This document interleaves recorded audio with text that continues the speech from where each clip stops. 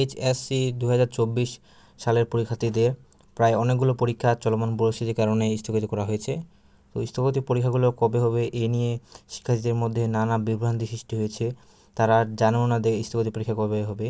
তো আজকে আমরা একটা আপডেট পেয়েছি যে তোমাদের রসায়ন, ভূগোল বা জীববিজ্ঞান যেগুলো পরীক্ষা তোমাদের স্থগিত হয়েছে সেগুলো পরীক্ষা কবে হবে তার আপডেট তথ্য। তো ভিডিওটা যদি প্রয়োজন হয় তাহলে দেখিও। তো তোমাদের রুটিনে যদি আমরা দেখি, তোমাদের পরীক্ষা প্রথম স্থগিত করা হয়েছে 18 তারিখের ভূগোল পরীক্ষাটি। তারপরে ক্রমান্বয়ে তোমাদের অনেকগুলো পরীক্ষা স্থগিত করা হয়েছে।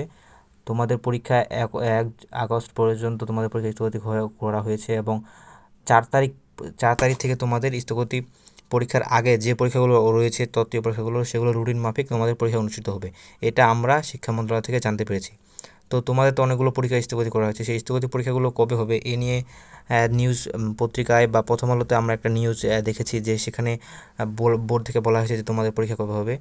তো আমরা আগে সেটা দেখি। এই নিউজটা প্রকাশিত হয়েছে 25শে জুলাই। সেখানে 1 আগস্ট পর্যন্ত স্থগিত পরীক্ষার কথা বলা হয়েছে এবং শিক্ষা বোর্ড থেকে জানিয়ে দেওয়া হয়েছে যে স্থগিত পরীক্ষা কবে হবে। তারা বলেছে যে শিক্ষা বোর্ড সূত্রে জানা গেছে পূর্ব ঘোষিত সময়সূচি অনুযায়ী 11 আগস্ট লিখিত পরীক্ষা শেষ হওয়ার কথা ছিল, কিন্তু এখন 11 আগস্টের পর স্থগিত পরীক্ষাগুলো নেওয়া হবে। তোমাদের রুটিনে 11 আগস্ট পর্যন্ত